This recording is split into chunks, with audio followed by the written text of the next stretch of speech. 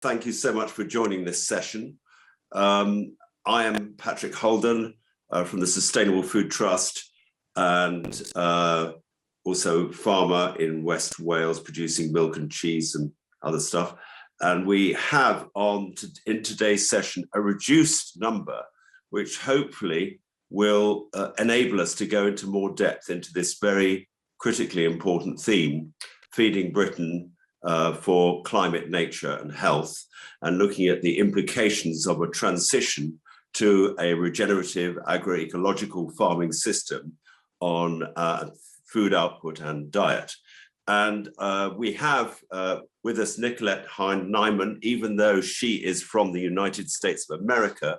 And it's just worth saying that even though this conference is looking at the issues through a UK lens, I think many of the issues explored, and this issue in particular, are international in their dimensions. It doesn't matter where you are in the world at the moment. I think people are asking the question, how can we feed ourselves in a resilient way, living in the country where we live and producing food in a regenerative and climate-friendly way. So I think that, Nicolette, you will come in after Sue, but I think we'd love to hear your perspective and any comments you have, because of course you know about the UK quite a bit.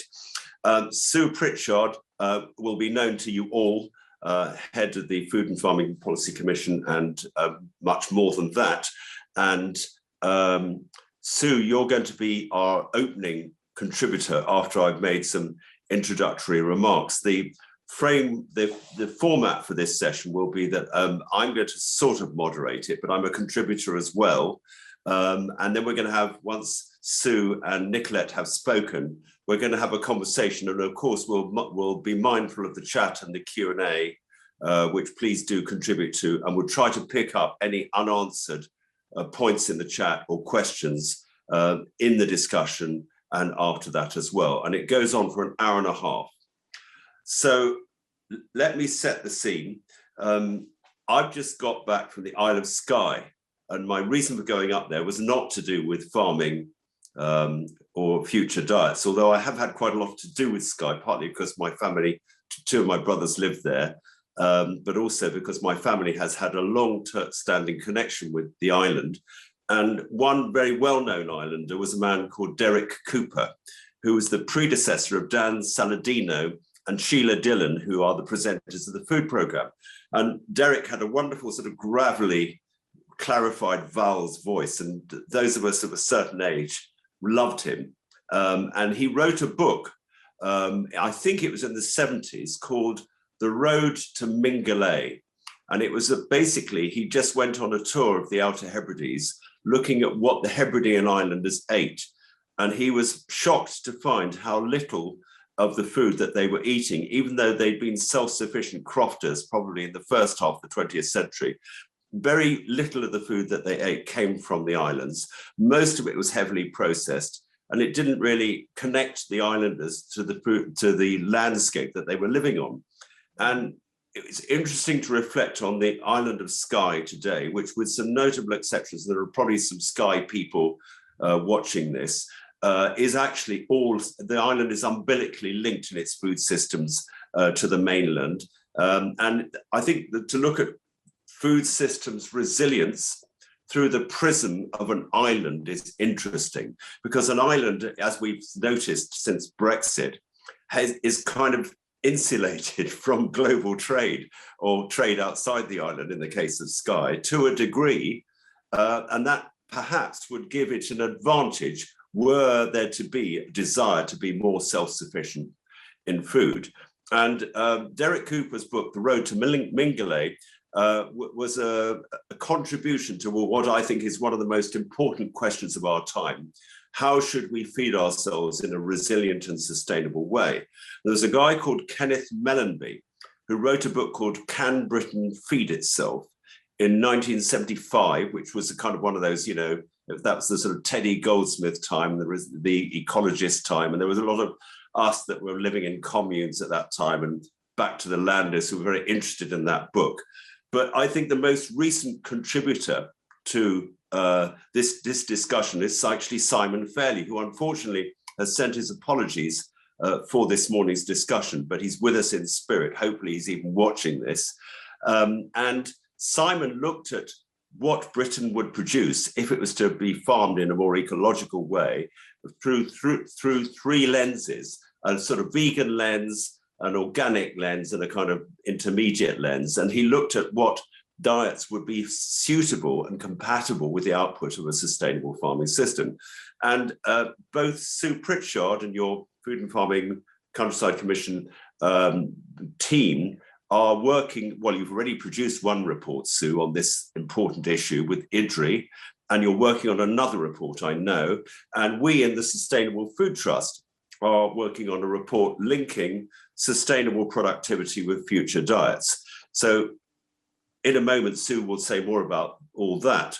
But what I would like to say about our report, which we hope will be out within the next month or so, is that we're looking at, we're notionally transitioning the whole of UK to a regenerative and agroecological farming system.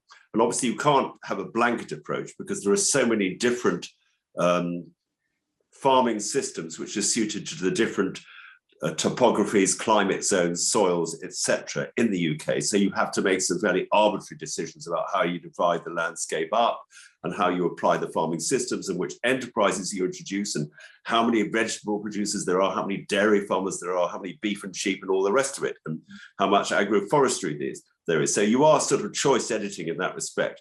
But we've tried to be true to a set of principles, and we've looked at the yield output, not just in terms of the yields in themselves, but also the ratios of the different crops that would come from a farming system based on those principles.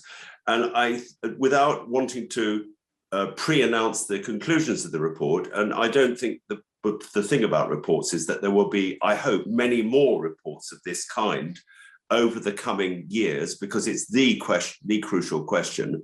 And Sue's report and reports that follow and our report will just be contributions to this discussion. So if any of you are thinking of doing other reports, great, bring them out, and also challenge ours when it comes out. But essentially the headline conclusions are, one, that if we're going to move away from our umbilical dependence on chemicals, namely particularly nitrogen fertilizer and pesticides, which are screwing things up so badly, it looks as though we'll have to make a return to so-called mixed farming, with fertility building through biological processes, mainly through grass and clover to build soil fertility. And of course, there will be a dramatic reduction in grain production, because if you're an arable farm at the moment producing crops every year, if you're going to transition to a biologically sustainable farming system, you're probably going to have to take about half of your land out of production and put it into fertility building crops, which in the main can only be consumed by ruminant animals. And that's the second huge conclusion. And those of you that were listening to Nicolette yesterday will know that she's a great expert on this, that if we're going to produce all these ruminants, whether they be beef cattle, sheep, or products from dairy cows, unless we eat them, it's going to be very difficult for the farmers to make a living if they farm that way. So that's really why I wanted to say that, without being sort of nanny statist about what diets we should eat if we wanted to align our future diets with the productive capacity of a regenerative farming system, I think people need to know what the ratios of different food products would be. And so a third headline would be that there'd be an enormous amount less grain. We think probably more than 50% reduction. And of course, that has implications for grain-fed animals, notably industrial chickens and pigs, which have been making the headlines, particularly chickens in Wales, as Sue will know, that are massively polluting the Wye Valley and the 7 catchment areas and making the rivers dead. And actually those systems are reliant, as was said, I think, on Farming Today this morning, or by George Eustace it was actually. He said, of course, on Farming Today this morning, he said something like, well, of course, the highly productive chicken and pig farms don't use hardly any land at all. Well, I thought that's a bit rich, bearing in mind that they have an enormous footprint, probably mainly from the US. So another headline is changing our diets and weaning ourselves off unsustainably produced chicken and pork in particular, and of course the products of mega dairies. And then, of course, there's the question of vegetables, which I already touched upon. How much vegetables should we produce? Could we produce? Should we eat more? Of course we should, and fruit as well, sustainably produced in season, as opposed to the vegetable monocultures, which provide most of the vegetables that people eat today. So that's a kind of taster of the work that we're doing on our report. And I think that probably it provides a good introduction to Sue. So Sue, would you like to pick up on that and comment on what I've just said, and maybe introduce your own perspective on things? So over to you, Sue, and thank you very much for joining us and for all your excellent work. Oh, thank you, Patrick. And I'm speaking to you here from my farm in Wales, so I'm going to have to apologise in advance, because I do sometimes get a little bit of additional help at times like this from my geese, who have turned up at the door. They hear me talking and they think I'm talking to them, so they come to join in. If they get too loud, and I'm going to toggle between talking and mute. So some of you may already know this. Food Farming and Countryside Commission was set up in 2017, initially as a result of the Brexit vote, when business leaders, NGO leaders, community groups realised that was going to have a huge implication for UK food farming, land use, countryside communities.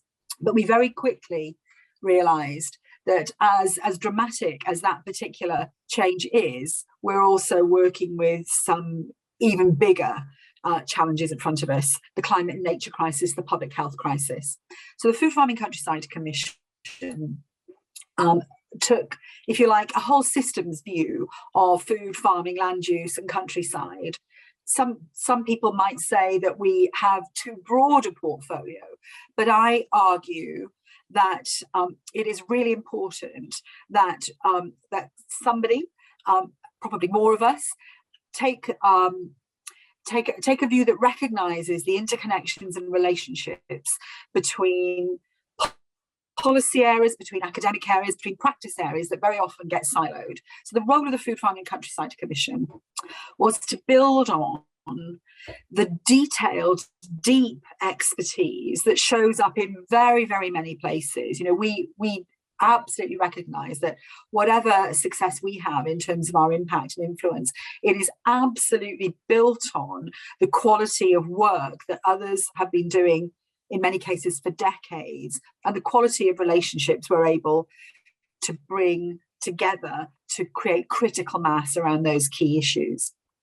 So we published our report in 2019, and we focused on three particular areas: food and health, headed up, healthy food has to be everybody's business; a transition to agroecology, and how we can resource that financially, but also with knowledge resources; and then a set of recommendations that we call the countryside that works for all, central to which is the idea of a land use framework, a more open, transparent way of negotiating how land is used, given that we require so much of it. But also in that category, we talk about affordable housing in rural communities. We talk about good work across the whole food sector. And we have in there too the recommendation for National Nature Service, which is coming up in other sessions. And so unsurprisingly, although our report was very well received, great relief to all of us, we got some good questions coming back to us about some of the recommendations that we were making, particularly around our recommendation for a transition to agroecology. People asked us, understandably, is that possible for the UK? Is that plausible? Is it reasonable? Is it agronomically plausible? Is it economically plausible to make a case for that transition for citizens and for farm and food businesses?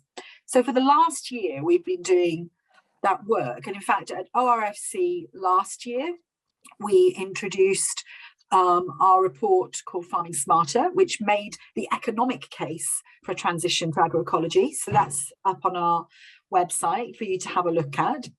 And we introduced some work we commissioned from IDRI, the French think tank, who had published a couple of years ago now, back in 2018, a piece of work called 10 Years for Agroecology Across Europe. And they were modelling a transition to agroecology across the whole of the European landscape. So we were really curious to see how that would look if we modelled that for the UK. We published the first stage of that at the start of the year, and through a process of consultation with farmers and food businesses and growers, and then feeding that back into the modelling scenario, we have published the latest report on that. We published it around the time of COP because we really wanted that to contribute to those global discussions, and that report starts to substantiate some of the work that we've been talking about for some time in this community and elsewhere, which says what would land use look like if we were to farm agroecologically across the UK, and what implications would that have for the kinds of diets that we might be able to eat as a country. So I've got some slides to show you here, and my wonderful colleague Madeline is just going to pop up the first one. So Madeline, can you put up the first slide, please, that shows how we use the land across the UK at the moment. So as you will see, this is how farmland is currently used across the whole of the UK. And you can see that, unsurprisingly, the vast majority of our land is in grassland, permanent crops, permanent grassland, and quite a big chunk of cereals. So let's have a look now at what an agroecological land use could look like. This is lovely. I feel like Chris Whitty. Next slide, please, Madeline. Thank you. For those of you who aren't coming in from the UK, Chris Whitty is our public health consultant who's delivering almost nightly broadcasts about how we need to behave differently as a result of COVID, and he's most people's hero, certainly mine. Anyway, that's my quick promo for Chris. So this slide shows how land use would change across the farming landscape. Now, interestingly, and this will be a point for us to explore, Patrick, you'll see that the grassland is moderately reduced, with more land available for ecosystem restoration. Although, as you'll know, as many of you will know, the fundamental premise of the IDRI modelling is that through agroecological practices, space for nature is restored across the entirety of the farm landscape. But we recognise that there will be, in some parts of the country and in some places, and indeed on some farms, more space dedicated to ecosystem recovery and nature restoration, and that's shown on the far right of that bar graph. But as you'll see at the other end, the left-hand end, Patrick, you'll see that we didn't necessarily anticipate that there would be a massive reduction in cereals, but the type of cereals and where those cereals are grown will change.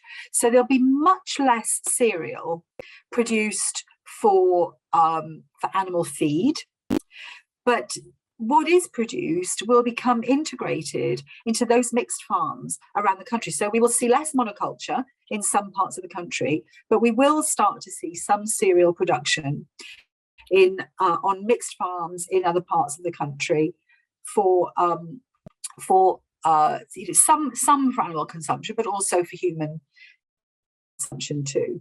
So let's whiz on now, Madeline, to slide 6, please. What does this mean for the kinds of food we are eating? So at the moment, you'll see this is a description of the kinds of foods that make up our diet at the moment. And this is, you can see across the bottom, you can see we're eating pretty much 2,500 grams per day.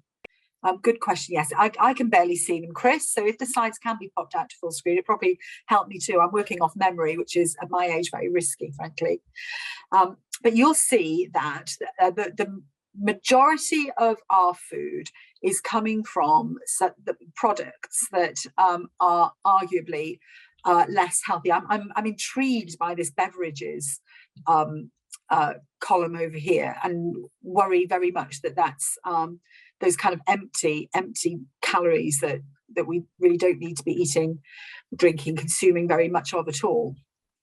So let's have a little look now at, I'm hoping, well, no, apparently this is grams. So this is going to be like, you know, coffees and pop and stuff like that. I have been assured that my wine intake doesn't have to reduce in this next slide. So let's move on to the new slide, Madeline, which is how diets will change in 2050 if we transition to an agroecological future. Now you'll see, I think, that the big shift is around vegetables and fruit and nuts and pulses.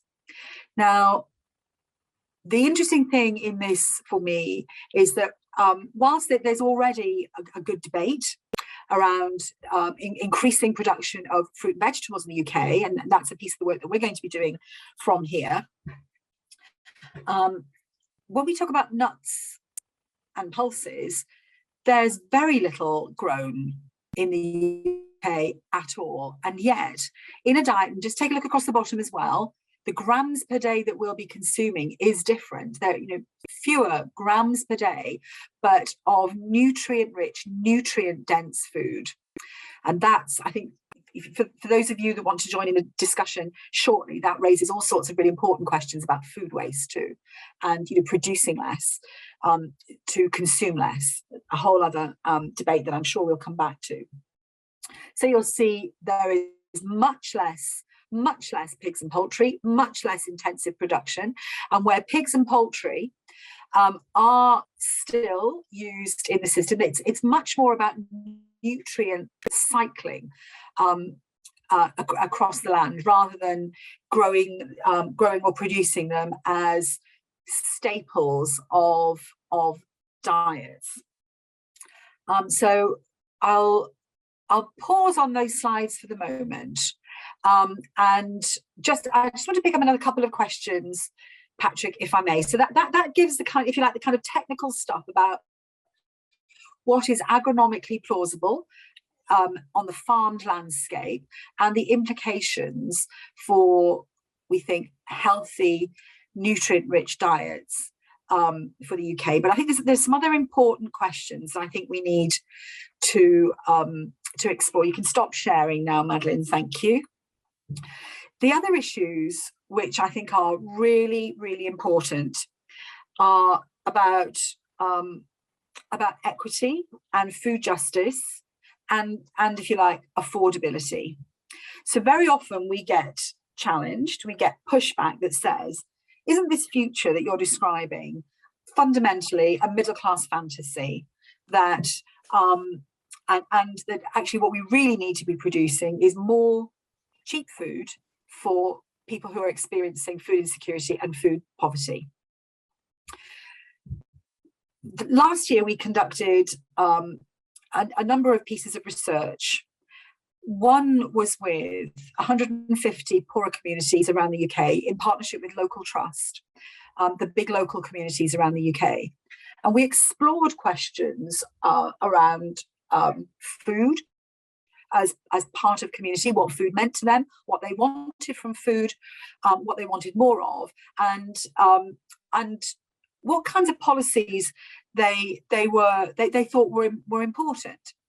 And none of them were asking for more cheap, poor quality food. We think that it is actually, let me be blunt. I'm not good at not being blunt, so let me be really blunt.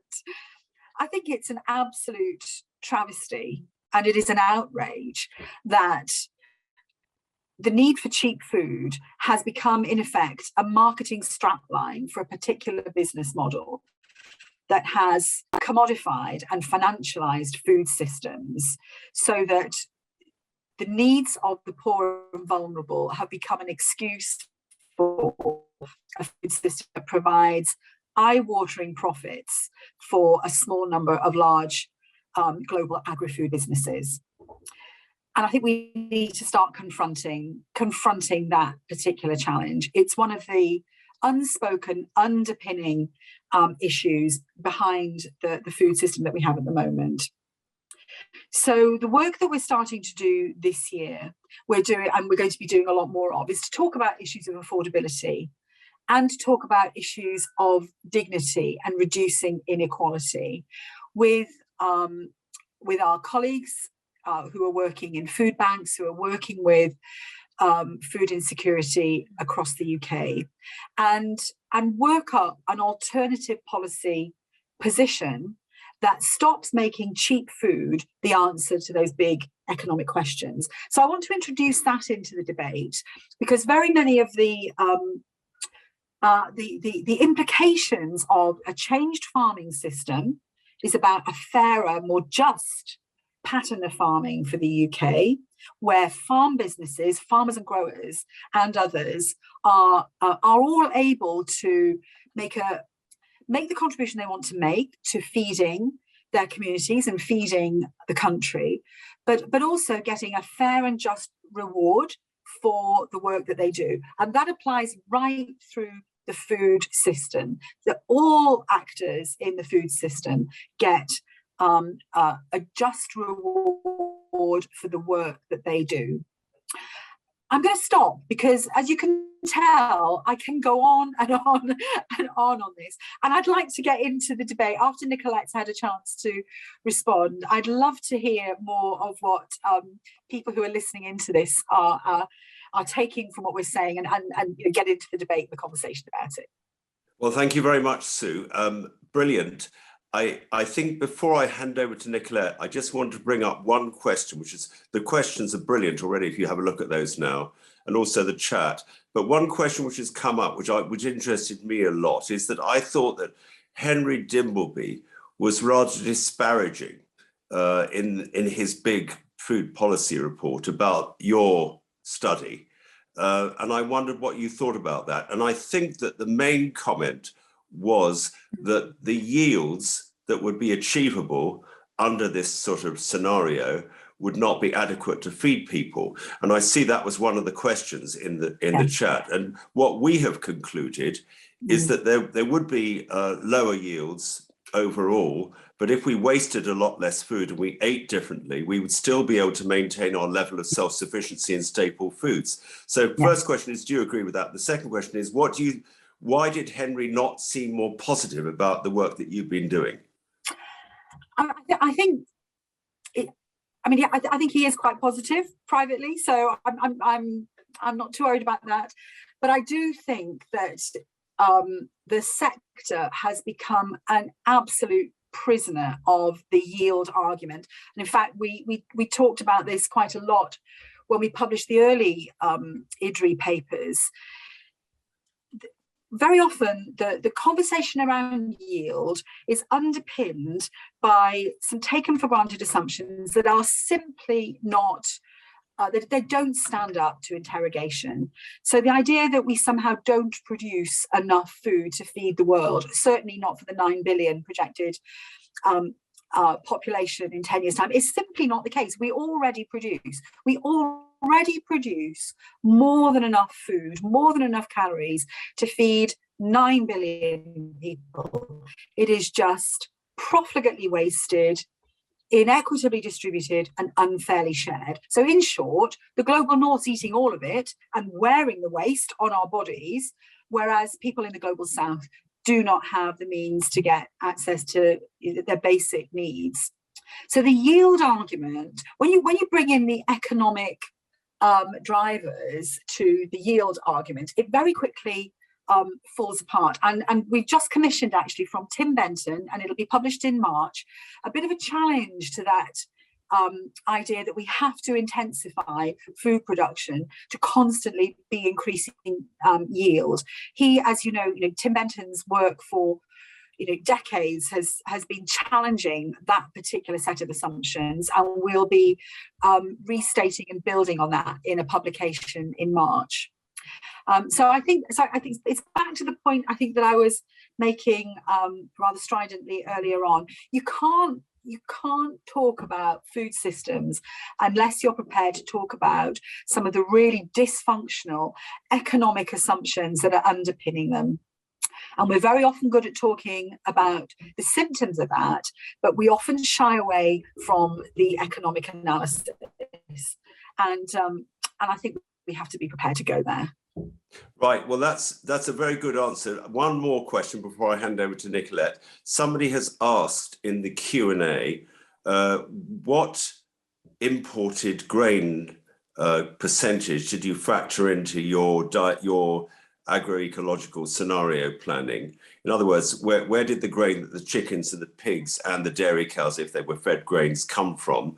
And we, obviously, the question is not just to you, but to us as well. Robert Barber, who is the key author of our report, is watching this. And Robert, maybe you could put in the chat what we did in our scenario planning. But what was yours, Sue? Oh gosh, you know, I'm not sure if I can remember off the top of my head, but it's very, very, very low, if anything at all. I'll check with my colleague and drop that in the chat shortly. But there were some things, some principles that underpin the report from the start. The first was a reduction and elimination of synthetic chemicals and fertilizers, but also moving to a balance of trade that did not export our ecological or environmental footprint, and takes more responsibility for food practices and farming practices in the UK that we can sustain as far as possible in the light of our ecological conditions. Yes, well, I think that aligns I'll check the exact, yeah. So for you, Nicolette, just what we tried to do was of course, we're not against international trade in food, because we live on a collection of islands where probably our capacity to feed ourselves completely is limited, not just climatically, because we're all addicted to tea, coffee and bananas and everything, but also because structurally we simply have too many people, 67 million or whatever it is, to be fed 100% from our own resources. But we thought that people would want to know, people who are asking the question, what should I eat, to align myself with the efforts of the farming community who want to move to address climate change, nature and health. What would that diet look like in relation to my staple foods? So we weren't trying to tell people only to eat a diet that they sourced from the UK. We simply were providing information about the percentage of resilience and self-sufficiency in our staple foods that could be achieved were we to want to know the answer to that question, and who wouldn't want to know? So that on that note, maybe I could hand over to you, Nicolette, for your comments on what's already been said, and perhaps to give a US perspective. Nicolette. Thank you. And I should introduce you. Maybe you could say a little bit more about yourself, because I didn't give you much of an intro. I live on a ranch in Northern California. My background is as an environmental lawyer, and I've now been for the last almost 20 years living and working on a ranch that is right on the Pacific Ocean. So it actually kind of reminds me of Scotland in terms of its topography. It's kind of a rocky coast with scrub a lot of places and grassland, and it's cool and windy and foggy. So actually the ranch where I live is a really good example of places where you can't really grow crops, in fact. So we raise cattle and totally grass-fed cattle, and we also usually have heritage turkeys as well. And I worked as an environmental lawyer for 2 years for Waterkeeper Alliance. I was an environmental lawyer for National Wildlife Federation before that, but I worked for 2 years exclusively on the issue of meat production and its environmental impacts. And that's how I got involved in this whole issue. And then I ended up marrying Bill Niman, who's a cattle rancher and founder of the Niman Ranch entity, which is a collection of about 800 smaller and traditional farmers and ranchers in the United States. And so I've been ranching and writing and researching for the last 20 years from our ranch. And interestingly, some of what has already been said, and one of the things that I've really learned from these these years living on the ranch is how site specific everything is. And in fact, I'm always, one of the things I really like about Sustainable Food Trust is how many people, including Patrick, but many other people in the organization as well, actually live and work on farms, because so many of the reports that I see about food and food production and farming are from people that are not very closely connected to agriculture and don't have this very fundamental understanding of just how site specific everything is on a farm or ranch, and how the decisions for that farm or ranch need to be made in a very site-specific way, and by the individuals who actually live there and know that land the best. So I always get nervous when I see charts about, what foods we should be producing as a nation or as a globe, or what land uses should be on how many hectares or whatever, because I think it's very hard to actually produce any kind of information that's credible to that extent. Not to say these reports we've just seen the figures from are not credible, but I just think there's a tremendous amount of specificity. And I know on our own ranch, I've learned that we can do certain things in one portion of the ranch that we cannot do at all in other portions. And people that live down the road from us can do things that we cannot do in terms of things we can grow and things that we will expect to happen on the land if we do certain things to it. So I just want to start with that notion of specificity and this whole idea of holistic management, of thinking in terms of systems, and how every place where food is being produced should be regarded as a system, and one that is interconnected and connected to its greater area. And the alternative term for holistic management is adaptive management. And I think that is a really key concept as well in terms of thinking about sustainable food systems, and how do we make our countries self-sufficient to the extent possible, and how do we make them ecologically vibrant?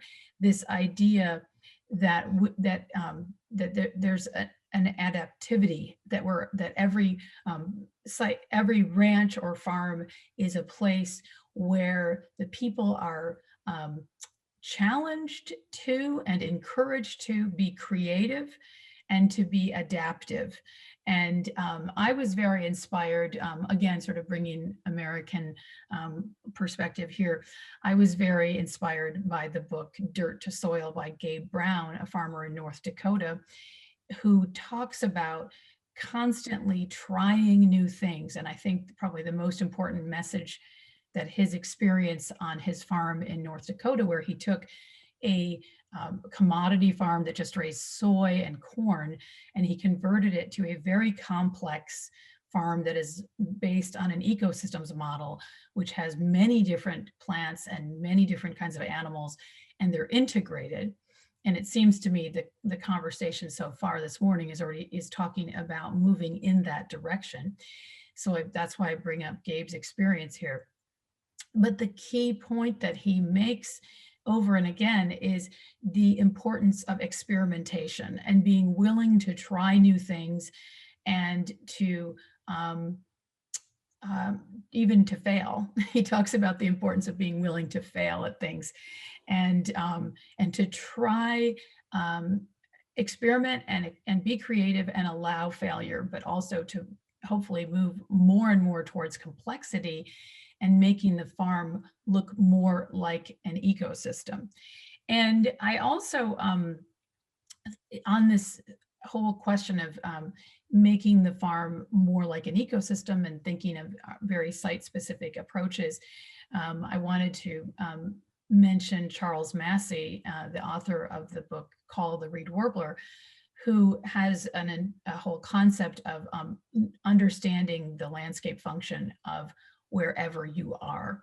And so I think wherever people are raising food, understanding what, and actually I'm right now reading Isabella Tree's book, Wilding, and I'm about 3/4 of the way through. And that's a concept that really comes through very strongly in that book as well.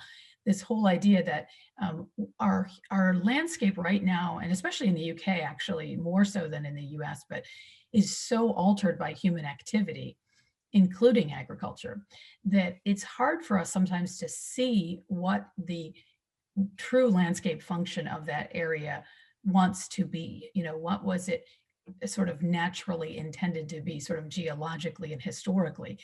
And that when we're thinking about creating food systems that are really ecological and resilient, that this notion of understanding, you know, as Charles Massey says, really listening to the land and trying to adapt what we're doing to its true landscape function. I think this is a concept as well. So I think that we need to consider in these conversations, understanding on whatever place we are. And actually, Patrick, your opening about the Hebrides and how disconnected the diet was even a couple of decades ago from the resources that appeared there. I'm increasingly convinced from my own readings and discussions with people who are experts in health that it's much more important than we have acknowledged in recent decades that our diets have some connection to the land that we occupy, and that our whatever place, whatever culture we come from, and whatever diets we are, the people that we are from, ate over time is likely to be important for our own health. And so this idea that there is one specific set of foods that people are eating around the world is really troubling, because it's guaranteed to lead to health problems. And we're obviously seeing those in the United States. A really good example of this is in Native American communities, where the diet has shifted dramatically away from traditional foods and towards highly processed foods and sugar and, you know, basically Western diets. And there's a huge movement right now in the United States to within the Native American community to sort of reinvigorate traditional diets and rediscover the knowledge that people had about agriculture and health and the connections between diet and health. Could I intervene and just picking up on that point, back to your original point about each farmer will know and have a different approach towards what's exactly right for their particular holding. You know, I don't think that we would disagree with that at all, but in our modeling exercise, it was a bit more crude than that in a way, because we had to, if we wanted to look at what the whole of the UK would produce and in which proportions were it to transition, we had to make a number of assumptions. So without wanting to disagree with you at all, I'd be very interested to know what you think about the Midwest, for instance, which has more or less become the corn belt, hasn't it? With corn and soy being the predominant crops, mostly Roundup ready. And I've had various discussions with farmers in the Midwest about whether it would be possible to be as radical as actually to bring back mixed farming into those areas, which would of course have big implications for livestock, because if you were going to have a biologically based rotation, then you would have to bring livestock back. And of course, all the livestock industry is feedlot finished these days. So has anybody done any studies like that for the Midwest, for instance, literally returning it to mixed farming, which would be probably the most fundamental agricultural change that's ever happened in America, which in a way links to the point you're just making, does it not, about eating from the landscape where you live? Because at the moment, you've kind of really, you've gone far more commoditized in America, haven't you? Even that we've gone a long way, but you've really gone a long way. Yes, I mean, I would say that this connection between landscape and diet is extreme in the United States. I mean, there's almost none.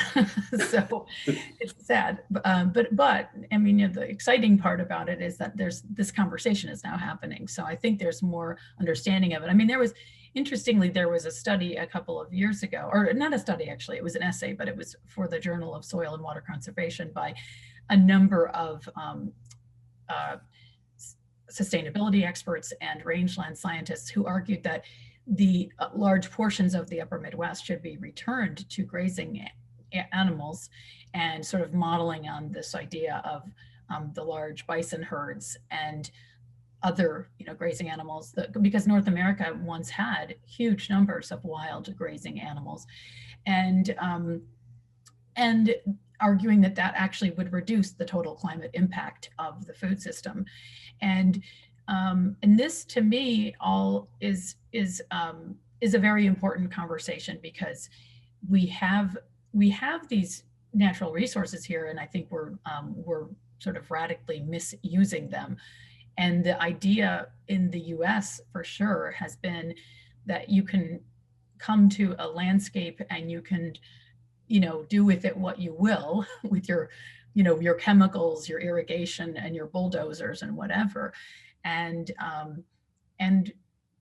the idea has always been that that's not going to have any negative implications. And I think we're now seeing how many negative implications that has.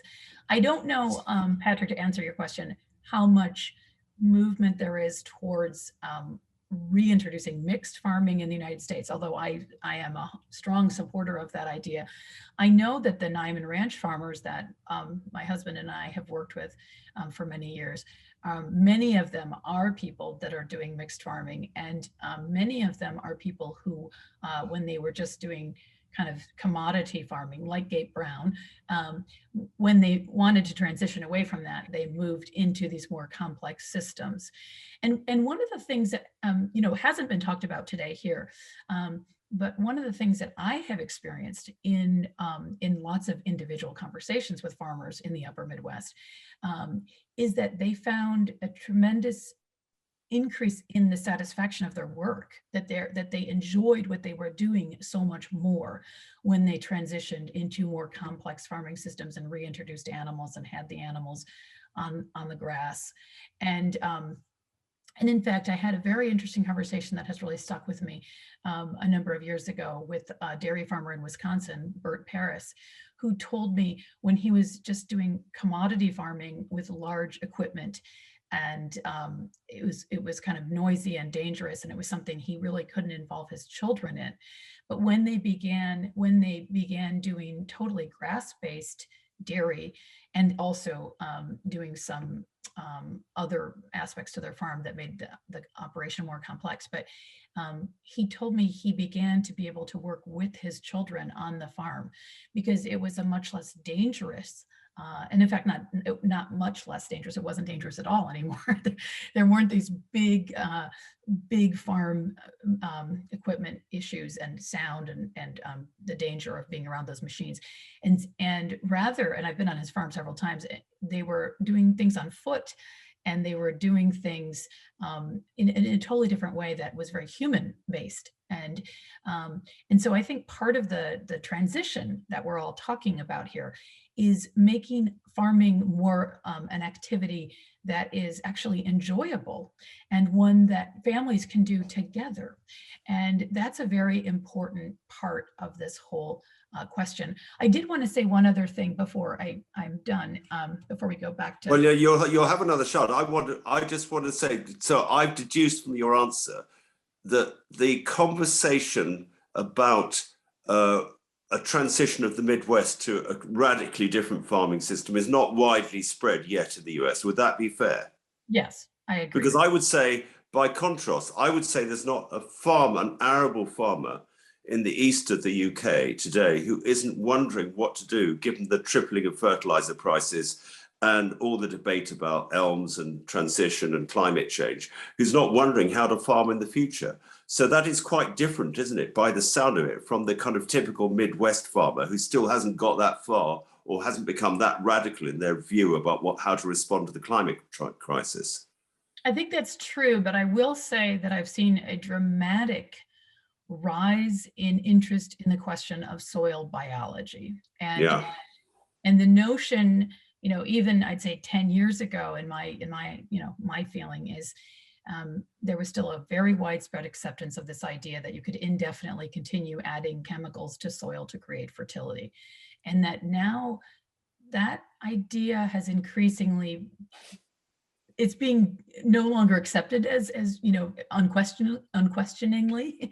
And there's more and more focus on this notion that we need to understand the biology of the soil and try to engage in practices that that foster good soil biology in order to have productivity over. Well, that's great. You wanted to make another point, but another interesting issue, I think, is the degree to which just slight modification of the corn soil system to have more catch crops, for instance, is actually going to achieve the radical transformation to rebuilding the soil that's been lost during the intensive period.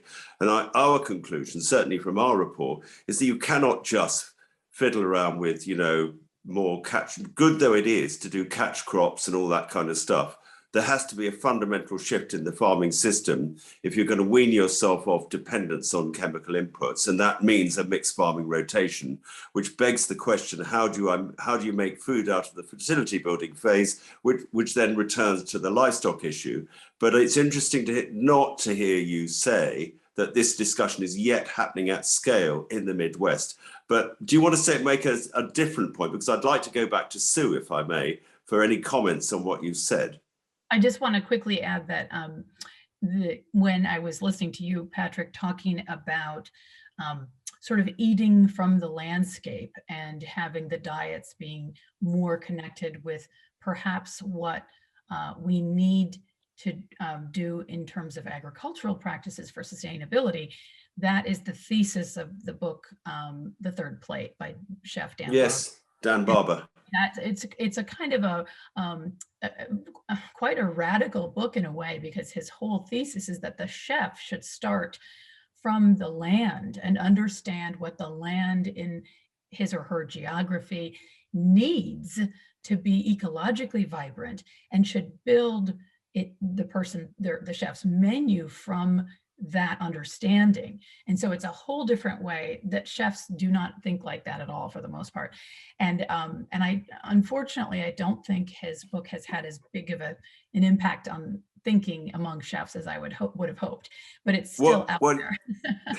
You've just given it another important plug, and I 100% agree with you. Sue, how would you like to respond to what Nicolette has shared with us? I'm just going to start with a response to that last comment about chefs, if you like, responding to the land, working with provenance, working with terroir. And I think I certainly notice in the UK more and more chefs who are putting that centre stage in terms of you know, what they're offering, and there are some lovely examples of you know, big name restaurants, but also pop-ups. I'm not far from Bristol here in Wales where I live, and the number of pop-up restaurants and small outlets in Bristol that is absolutely about provenance and about sustainability is just a joy. I'm doing my best to get around them all, but I'm struggling with that at the moment. So I think there is the other dimension, I think, of all of this conversation is just remembering that food and the way we eat food together should be a joyous and, you know, truly nourishing experience for everybody, not just those of us who can perhaps, you know, afford to buy more luxurious items. And again, that was one of the really important findings of the work that we did on affordability and food in community last year. That matters to everybody. It really, really matters to everybody in all communities that food is so important to, you know, those important moments in our lives, those celebrations in our lives, but it's also a way of connecting. It's a way of sharing. It's a way of showing love for each other. It's something that we just don't talk about. And through the depths of the COVID crisis, those communities were talking about how they were using food to reconnect a vulnerable community, even more challenged because of the coronavirus. So even things like, you know, buying and dropping off better quality ingredients for the sorts of things that some people were getting in their food boxes. There was a whole scandal, Nicolette, that you will have missed, where when the country went into lockdown and government was providing food parcels to the poorest and most vulnerable people, the content of the food parcels was awful. It was, highly processed bread, tins of, cheap food. It was really, really awful. You just would make yourself twice as ill just consuming that. But people in those communities got that. They were taking around culturally appropriate food to people who were, who were being given, say non-kosher food and so on.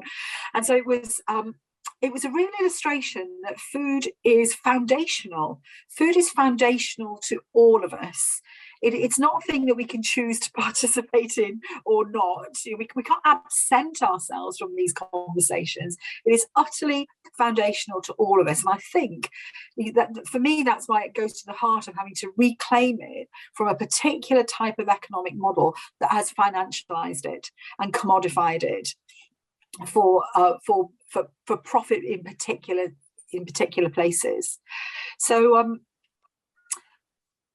I think the kind of what all of this adds up to about reconnection with place as farmers, choosing how we farm and what we farm with a deep relationship to the topography and the conditions that we inhabit, through to the food that we can produce sustainably from that place, to how we get it to people in our communities. And I think also how we work with other countries who are in exactly the same position as us, particularly, countries in the global south who will rely to some extent on trade to be able to develop their own economies. And I put my hand up here, I do want to carry on eating chocolate and drinking wine, and we can't yet produce that in the UK. So progressive trade with other countries, but also rooted in these agroecological principles right around the world, is a really, really important consideration. So I think we're getting to that point that we didn't want to be at, Patrick, where we're getting into a kind of furious agreement about what the really critical issues are. Well, let's take a moment, because we're an hour in and we've got half an hour left, and as was the case when I was in the session yesterday, the chat is amazing and the questions are really great. And we're never going to get the chance to address all of them. Hopefully some of them sort of self-correct because people answered them in the chat or one of us has said something to them. But let's just think about how this conversation could go and what themes that have already emerged need to be explored more before in the next half an hour. If either of you can see any unanswered questions in the chat, in the Q&A or the chat, or issues that you think really do need to be addressed, let's touch on them. I remember one Q&A question from earlier. It was something about Bill Grayson just mentioned Stapleton and the return to mixed farming and leys. And then earlier in the stage, there was this issue about the amount of land in grassland, which you brought up, Sue. And somebody said, well, if you go into a mixed farming system in some of the areas of the UK, including where I am in Wales, which is a lot of permanent grassland, would that not mean the ploughing up of quite a bit of permanent grass? And if we went back into mixed farming, and my answer to that is that I think it would, not really, sensitive soils which are sloping or wet and just impossible to plough, but I think on the better soils, there's nothing wrong with a return to mixed farming, including the plough, dare I say that, in a sort of culture where it's become PC to say ploughing is bad, which I don't think it is. I think it depends. It's not the plough but the how, as I said to Nicolette in our podcast recently, as well as the cow but the how. And I think the impact on soil carbon stocks and biodiversity need not be negative, because I think if we return to mixed farming in the arable areas, there will be a dramatic gain in soil carbon. And even if you were going to plough up permanent grassland on part of your farm, as we do here, half of our farm is in a rotation, the other half is permanent grassland. If you graze in a regenerative way, holistic way, I believe that you can not only retain high organic matter levels in the soil, but also actually build soil. And of course, again, it's the grazing system, as has already been mentioned, which is the key determinant on soil carbon, not just whether you've got grazing animals on the land. So that's one area that you might want to comment on. I would like to go back and ask you both another question, which is that how important do you both think that it is for people to know what your country, Nicolette, would produce if it was to all be farmed in a regenerative agroecological way, or indeed this country? Because I think people just don't know. I think most people, including me, haven't actually got a clue. We don't quite know what the diet would look like. And that's what prompted us to do our report, because we think it's a vital thing to know more about. You know, if I decided, for instance, not that I'm going to do this, that I only wanted to eat from this farm or from Ceredigion or from wherever what would my diet look like if it was correctly aligned to the productive capacity of the area, whether it's the Principality of Wales or whether it's the south of England. And again, of course, we know that food city footprints are much larger than their immediate hinterland, but that isn't the point, is it? I think you made the point Nicolette made the point that our identity and even our health needs to be connected to the land and the soil near where we live. And we become global citizens dining out on a global anonymous diet. And I guess this report is in service of trying to move back to a situation where one has a sense of being related to the soil near where one lives. So comments on that or anything else you've seen in the chat, please. Let's start with you, Nicolette, and let's keep this as a conversation now, so that we can keep it alive. Well, I mean, I think it's always going to be a dynamic. What is grown is obviously going to be affected by what people want to eat. And what we I think have not done a good job of doing is understanding the importance of having some connection with your landscape in terms of what you're eating. And also, I think we've failed to base farming systems on this idea of the true landscape function. And I think that when we, sort of imagine what our country would produce, whether it's the US or the UK, if we were doing totally ecological farming methods, I mean, this is going to be driven largely as well by, not just by, how many grazing animals you can produce, how many fruits you can produce, et cetera, but it's going to be driven a lot by what people want to eat. And I think right now, the problem, certainly in the US, but I think throughout the developed world, is that people have kind of lost the, for example, cooking is something that, and this is one of the upsides of the pandemic, is people have been cooking and baking more. But people have lost this whole knowledge even of how to cook and how to prepare foods. And so, for example, when you're talking about meat, people have a very basic knowledge of preparing, for example, a pork chop, but they don't know how to work with other cuts in a pig, or same thing is true, with cattle. And so, and actually a lot of the most nutrient-rich foods are those other parts, the parts that people are not. But don't you think the first step is to get to people thinking about the provenance and ideally the local-ish provenance of what they do eat? And then that will bring them to the question of how to prepare whatever product it is, whether it's a livestock product or a plant product. Don't you think that's, we need to prime the pump on that? Yes, I mean, I certainly don't disagree with that. But I also, I have this, thought that keeps rattling around in my head in recent years, which is this, and I think you and I, Patrick, discussed it in the podcast when we spoke, is that so much of our diet now in the Western world especially is based on foods that are very high in calorie but very low in nutrition. And this is something I had not thought that much about until just the last few years. So even though I've been, kind of focused on food and farming for a long time, I hadn't fully, zoomed in on that particular question. And when I started thinking about a lot of foods that I like eating, like rice and bread and pasta, I started realizing how few actual nutrients are in those foods compared to how many calories were in those foods. it really started me rethinking how I wanted to eat every day.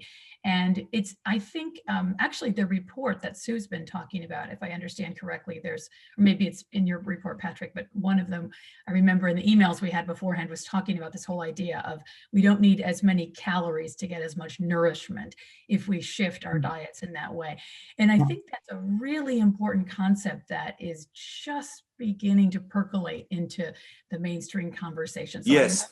I certainly agree with provenance and landscape and connectivity. And I think that's part of the stories that we've been talking about as well, that Sue mentioned, and the cultural aspect and the just connection to the people that are producing the food. So this is all very important. But I also think this whole idea of how nutrient rich the food is a key concept. Well, let's move to that, because I mean, this is me just getting something off my chest. It horrifies me that nearly all the vegetables that people eat today that are sold in UK supermarkets are either grown hydroponically or they're grown in concentrated vegetable production areas, often in the fens. Where the point was made on Farming Today yesterday that they're just stripping out all the soil carbon. And in fact, those products are not nutrient dense. So Sue, you are talking about nutrient density. Let's have a short conversation about whether we can shift to nutrition per acre, something Vandana Shiva's been going on about for decades, and have new metrics for measuring the nutrient density of food. What do you think about that, Sue? I mean, short answer, absolutely. Absolutely, but I think it also perhaps picks up on a point that I'd like us to explore a little bit more, which is how we shift the narratives that surround food. So we have been in the grip of a really pervasive narrative, particularly in the US and the UK. I think we are the worst at this. That is about having whatever calories we want, whatever food we want, whenever we want it, and that it's a mark of of our sophisticated societies that we can choose to eat whatever we want, whenever we want it. So the narrative, the overarching narrative that ends up shaping the choices we make and the decisions we make every day about food is based on some incredibly flawed, in fact, really, really dangerous thinking. I would argue. You mean like the Eat Well plate, Sue? Well, I mean, I wasn't going to start there, because I'm a bit less worried about the Eat Well plate in the whole scheme of things than I am about the choice stuff. That this is all about consumer choice, and companies are only producing what consumers want to eat. And bless the poor things. If only consumers didn't want to eat, the kind of quadruple burger with extra fries and pints, liters of Coke, then they wouldn't have to produce it. I mean, that's a travesty. That is an absolute travesty. I've obviously had a very quiet Christmas and New Year, because I've been reading Thomas Piketty, which is quite a big book to get through. I've been doing my arm exercises by picking up that every now and again. But it just reminds us that a lot of the kind of taken for granted economic truths that companies only produce what consumers want just doesn't stand up. Consumers consume what producers make, and there are whole highly sophisticated marketing departments that are telling us what we want, that are producing really unhealthy and cheap foods that tell us. We said before we started this that we should try to pick a fight with each other. So let me pick a fight with you. So it's a really friendly fight. I just feel that although it's obviously true that these bad people have been conditioning us into eating this crap that everybody's having to eat these days, let us imagine, and I think this is a truth, that right at the head of all these very large global food companies are individuals who have children, who are worried about climate change, and who know that their own customers are actually not buying their products anymore because they think they're rubbish. Let's be clear, they're not buying their own products. They are not buying their own so if we have our, so I mean, it's not. We've been doing this for a long time, and it's got to a point now where even the largest food companies in the world are worried about how to address these challenges. So in a way, our advice to them is important now. I mean, there Yes. seems to be a Yes. school of thinking that, you know, we can't get these big food companies to transition. But let's take Nestle just as an example. If the head of Nestle, who I heard speak in quite a moving way, is saying we have to go to regenerative farming, whatever that means, that's a whole discussion, and we need to source differently. I mean, that is a huge thing that I never thought would happen, but it has happened. So we need to be a little bit more constructive about what we think is the system that's going to replace the one we've got at the moment. No, I hear you, and that's a very reasonable pushback, and one that I deserve, because I can go off on one, as you know, and I just want to be clear. I'm not talking about bad people here. I'm talking about a bad system, a system that is adding up to really, really dysfunctional behaviours. But we can't shy away from the fact that it's not a broken system per se, because it's currently serving particular interests. So it is serving the interests of a certain source of capital.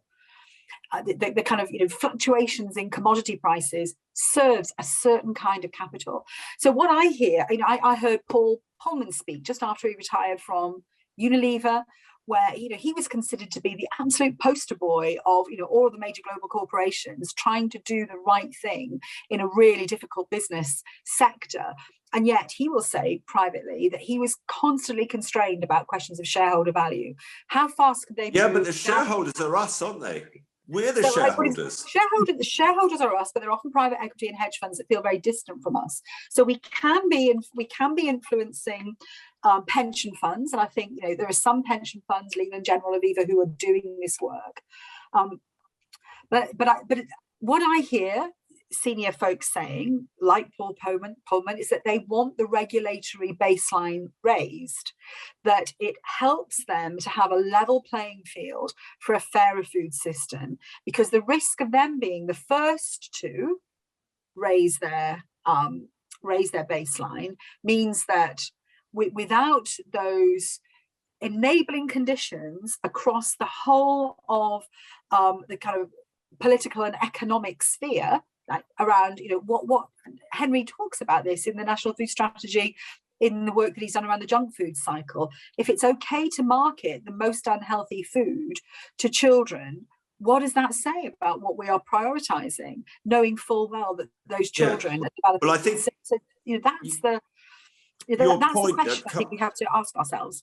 I think you make a critically important point, that for companies to make the changes that they begin to realize have to be made now, they do need a degree of government intervention to create an overall policy environment, a regulatory environment where doing the right thing won't lose the market share. Yeah. But I suppose from the point of view of this conversation, my premise, certainly with our report, was that the most powerful force for change in the end is individual citizens, because whether somebody's in the chat saying, well, we don't own most of the shares, it's other people. But let's say we buy food, we eat food, so our food buying choices matter. And if we buy food in the direction of the change that's needed, and we exercise our voting power and our shareholder buying power, if we have any, through our pension funds, for instance, then, you know, we can be part of the change. So I suppose my question for this conversation is, I think it's obvious from what you've just said that we do need government intervention, but what we also need is people to change what they eat. Well, I think that's true, but I think there's a real risk about individuating this, because it can feel, it risks giving corporations a buy, giving governments a buy, because this is difficult stuff, this isn't easy stuff. And we know it is incredibly hard to make properly informed choices when you're rushing around the supermarket, or even when you're shopping locally, knowing what to buy and where to buy it from, and to ask all the kind of taxonomy of questions. Is it organic? Is it local? Is it sustainably produced? Is it seasonal? Who got paid what in the production of it? You know, let's not pretend that some of the alternatives are as sustainable as they could be. You know, there are lots of alternative food producers who are not earning a living wage or relying on volunteerism to produce the food they do for local systems. So, you know, there's a really complex taxonomy of choice points if it's all down to us as consumers trying to work that out, and we have to try and make those decisions based on perhaps what our own priorities are, but also what we've got the capacity or even the knowledge to choose. So I think let's go back to the global just for a moment, and I'd be really interested in Nicolette's thoughts on this. One of the criticisms of COP26 was that food and farming was absent from the table.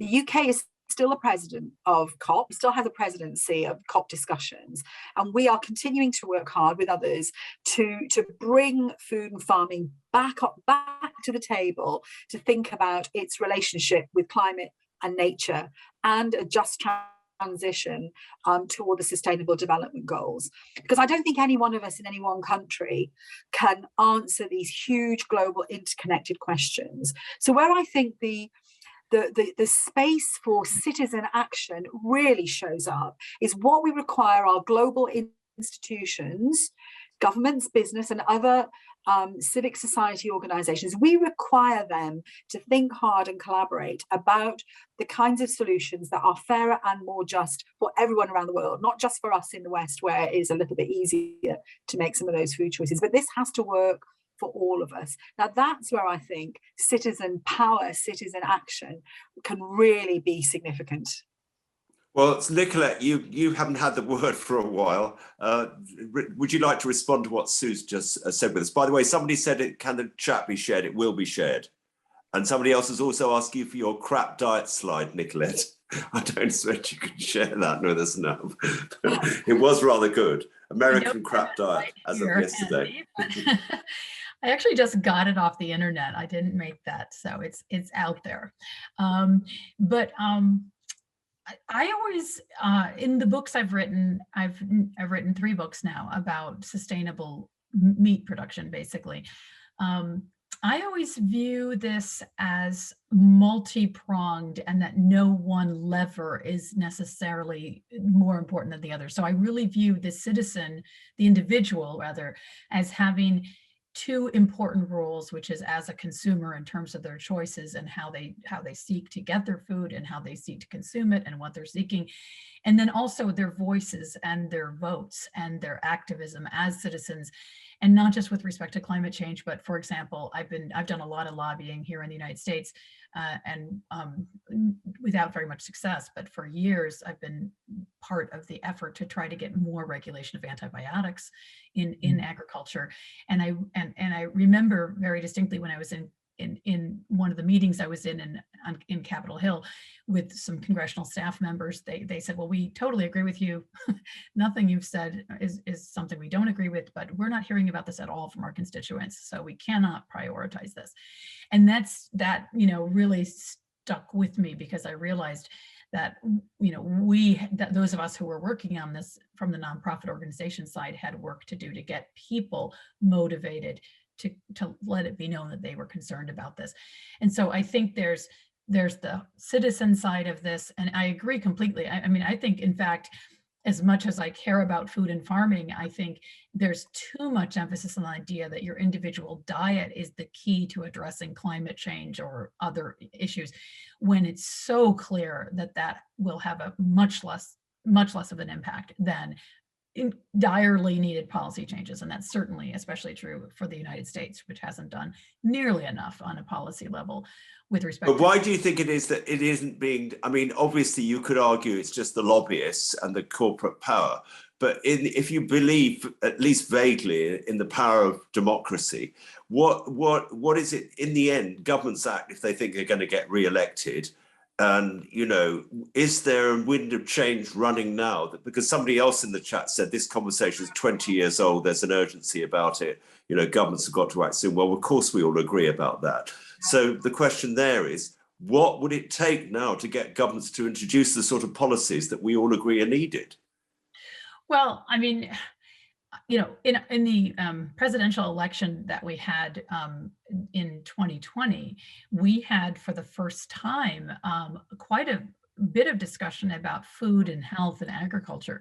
And I've never seen that before up until this past election cycle. So it's an issue. I mean, everything we've been talking about today is something that has begun to penetrate, sort of policy level, national, and much more is happening in the United States on the state level. There's a great deal of so again, I think the closer you get to the people, the more is happening of interest.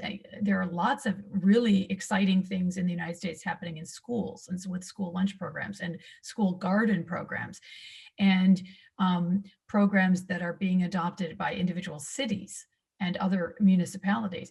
And then there's some good state legislation, and then very much less is happening on the national level. But it's sort of like the closer you get to the people. I think the people are doing more to talk about this and to address it in their own daily lives as consumers. And there's more pressure and interest, more communication from citizens to their elected representatives that they care about these issues.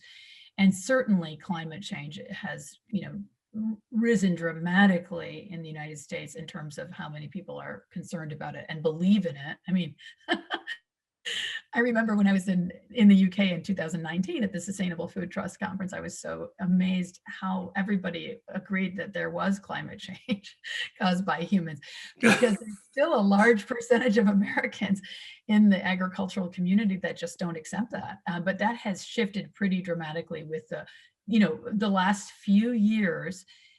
There has been major flooding and other weather-related events that people have never seen in agricultural areas in the United States. So I think the just general acceptance of climate change has shifted. Okay, well, maybe because in the chat and maybe within our own minds, we know that there's a real urgency for government action.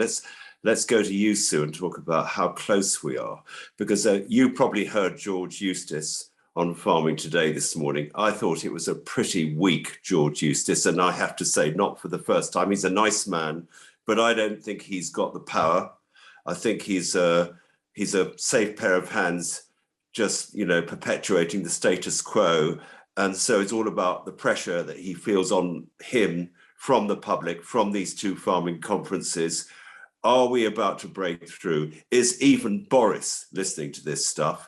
Where are we on the policy change? Because I must say, I mean, did you hear James Rebanks he was an editor of the Today program? Did you hear what he said? I was on it, Patrick. Oh, you were? I was one of the contributors. You obviously weren't listening early enough. So I was, and I did hear you. I apologise. But did you hear what James Rebanks said after the interview? Yes. He talked about second-hand car salesmen, which I thought was a bit cruel. Yeah, but, where are we? I don't think James thinks we're close.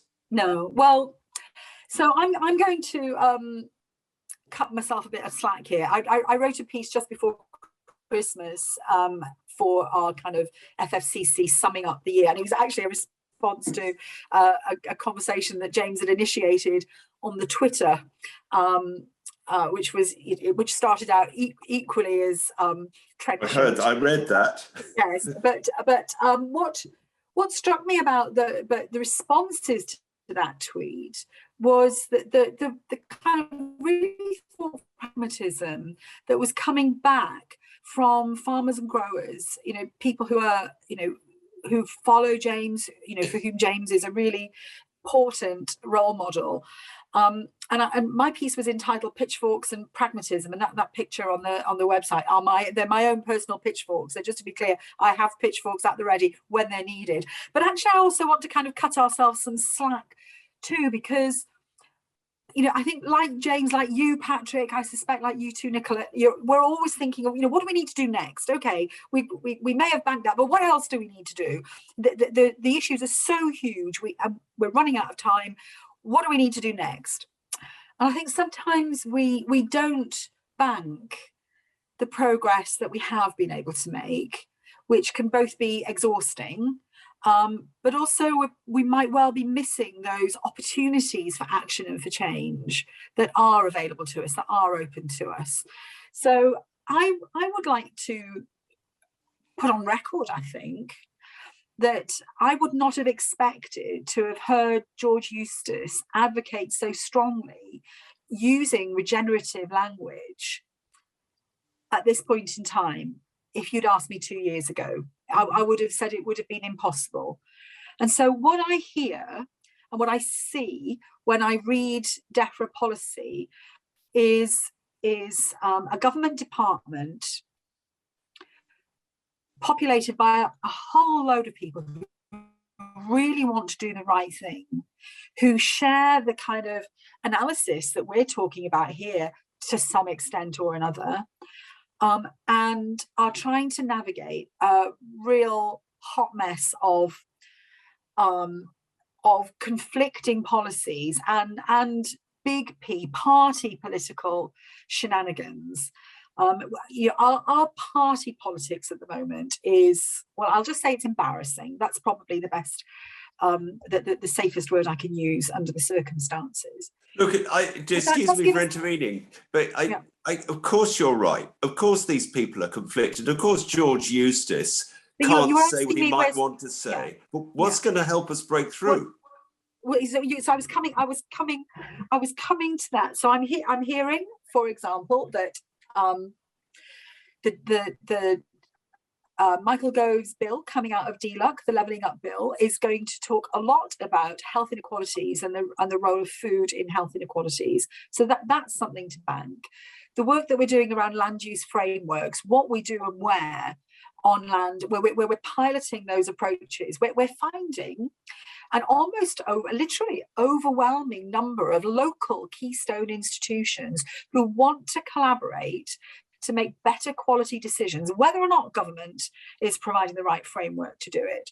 So for me, the opportunities for us, and why I don't slip my wrists with the rusty blade, having been doing this work for nearly 40 years now, and I know, Patrick, you've been doing it for much longer, not that much longer than me, obviously, but a little bit longer than me. Oh, much longer. If we're not going to get utterly suicidal about, about the kind of enormity of the task in front of us, we have to kind of work on two things: how change happens, and it's often about critical mass coming to tipping points, and it is about connected citizen action. Politicians are remarkably mobilized by the strength of feeling of the citizens that will vote for them ultimately. So I think back to the narrative shaping, about putting much more effort into confronting some of the existing taken for granted narratives and starting to shape, co-create, and really amplify new narratives that provide alternatives for the future.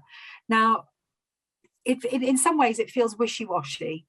I suppose the other thing that I want to say something about, what really inspires me, it's the stories that we put up on our field guide for the future, and the stories that we put up from people who are already doing this work all around the country.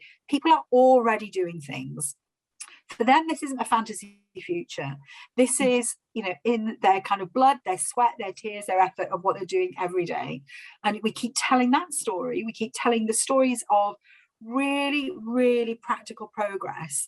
It helps us build plausible, achievable, fair critical mass. So I guess, I'm saying we just have to do everything everywhere, trusting that the critical mass will get us to the tipping point that we need. Well, there's a lot of pressure on us, and it's good in a way to feel that heat. And J. Rob just said we'd be better off taking to the streets. Well, maybe he's right. So, I mean, we need to feel the heat.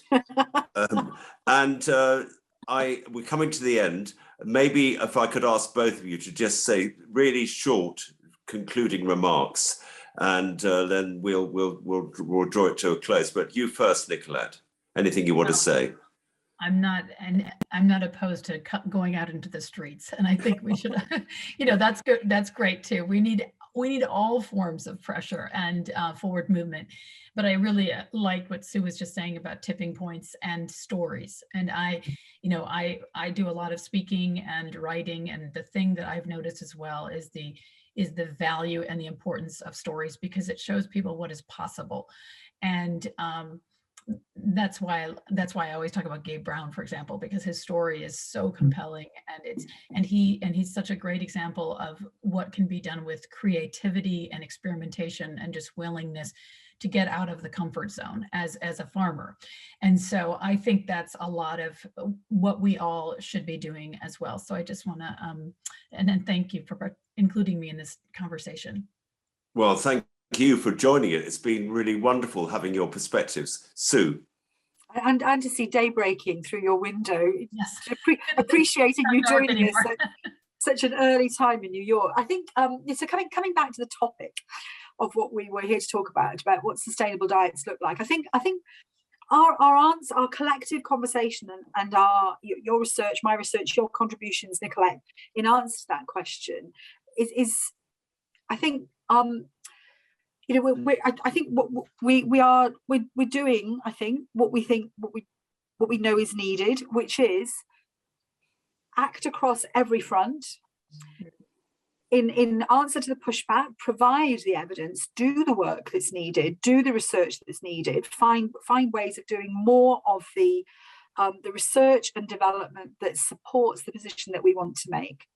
So in kind of political terms, being willing to really engage with the tough questions, being prepared to talk to the folk that aren't like us, and who often have very different views to us, and being really prepared to get into the kind of mess of those conversations and debates in a kind of respectful way, because it is that way that we really do create the critical mass and the tipping point for change. And as always, the start of the year, the Oxford conference start of the year is my kind of regenerative opportunity. So thank you for including me again. Well, thank you so much, Sue, for your brilliant interventions, and also for sharing us your insights coming from your existing and forthcoming reports. The chat and the Q&A has been incredible. I think they are both being saved. Ros Edwards just said, and this is to end on a positive note, that it's amazing the degree to which the farming press and the farming community are interested in these ideas now. That would have been unthinkable 10 years ago, even 5 years ago. So there is this groundswell of farming opinion, which is moving towards the realization that we have to radically change our farming systems. And I can say this just to conclude, that the reason why we wanted this session to happen was because we felt that we needed to give support to the farmers who would like to change, to know that the food that they would produce under their regenerative farming systems would be purchased by us, the people, who need to eat it, for them to be able to make a business case out of the transition that's needed. So, I mean, we strayed a bit from the core theme of this conversation, but I don't think that far from it. So, and also it's just amazing to see the sophistication of all the ideas and interventions that are coming out in the chat and the Q&A. So I'd like to end by thanking both of you very, very much indeed for participating in this, and also to thank especially the people who hung on in there and just kept the chat so alive. And I feel we are moving ever closer to a tipping point. Let's hope it's very soon, because it certainly needs to be, for the planet, for climate, for nature, and for health. So thank you all very much indeed.